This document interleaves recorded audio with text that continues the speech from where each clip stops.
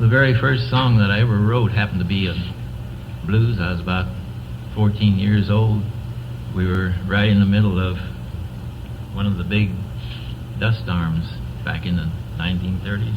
It's called the Dust Storm Blues. I haven't done this for, gosh, I don't know when I sang it last, so I hope I remember it. I live in a dust bowl, a country that once was fine.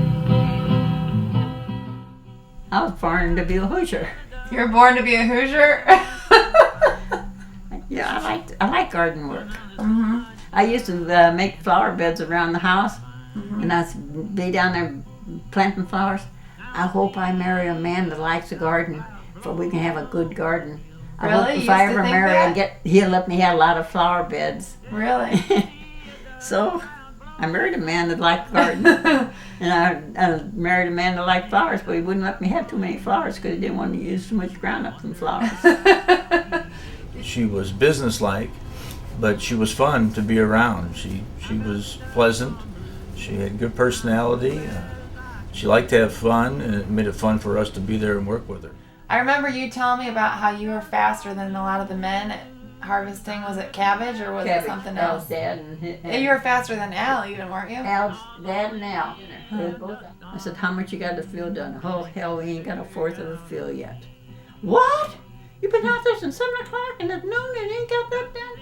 Well, you got to trim those heads, you got to do this and do that. Pick up my knife, went outside, got out there in the field. I reached down and cut a head of cabbage. What are you doing? Oh, you want cabbage cooked tonight, huh? No, I'm helping you cut cabbage. Oh, you don't know anything about cabbage. How you gonna cut cabbage? You ever cut a head of cabbage? I did this one. He said, I'll be damned. He said, well, you got your knife? I said, yeah, you know I got my knife. He said, well, get the heck and get started on cutting cabbage. I was cutting cabbage so fast, he didn't cut a head. I kept cutting them and throwing them one after another. Catch it, Al, catch it, Al. And his dad wouldn't do one to my fella or 5. Okay, for all you blues fans that swarmed in here tonight. Yes, the feeling. One of the interesting things about Al was he was way ahead of his time with the whole health food aspect of things, but also with the folk revival. I've been here a long time. I've been here way before I started farming. I used to keep this cut off farm all the time and break it up and just let it lay, he would, make it rich in the ground up. So I've been here a long, long time. I've been here. You never did hear people having cancer when living down south there. People live to get to be over 100 years old, never seen a doctor, never been to the doctor. They eat their own food that they grow, you know. Grow their own corn for meal and stuff they did. But now they got so much nice stuff going on too. Ain't hot food ain't fall fit to eat. All you have to do is bless it and eat it. That's all you can do. My grandma started coming when she was a young lady, and then took my mother, and then took me, and now Sophie comes with me regularly. So I came here as a kid. My first 2 cats came from Miss Mueller. And just remember tomatoes and strawberries and ladybugs, lots of them. While digging up the history of the Miller farm, that was amazing to find out is that In 1995, Andrew Ashley and Abigail Ashley actually farmed here, and they were the ones that did the CSA. Community Supported Agriculture. They did 125 shares for their CSA on just 5 acres. It was like boom, like there was a big row of broccoli, there was your chard, there was tomatoes.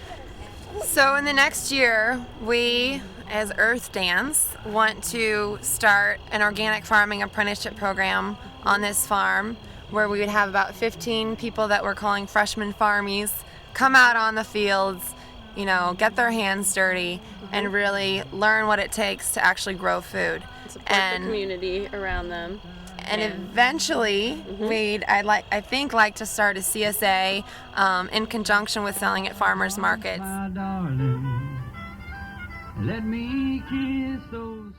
We would hate to see it not a farm because we are aware of its significance. It's been named a Ferguson landmark. We are trying to promote healthy living and having locally produced products would certainly add to the quality of life.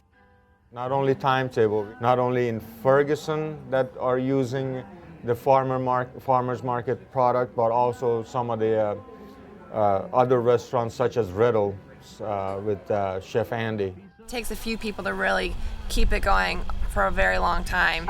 And I think Caroline and Al have been those people for the last 80, 90 years.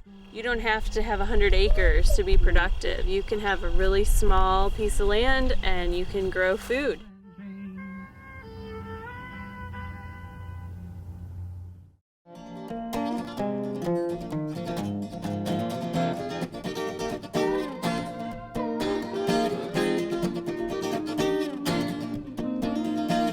I roll down the window and put the pedal to the metal. Past the billboards and the family farms. Me and this highway have got an old score to settle, and we're locking arms. I had a dream about my grandma. Said she wanted to see the ocean. She never left the state of Kansas till she went to the land of Goshen. The land of Goshen is a place where we can treat each other right.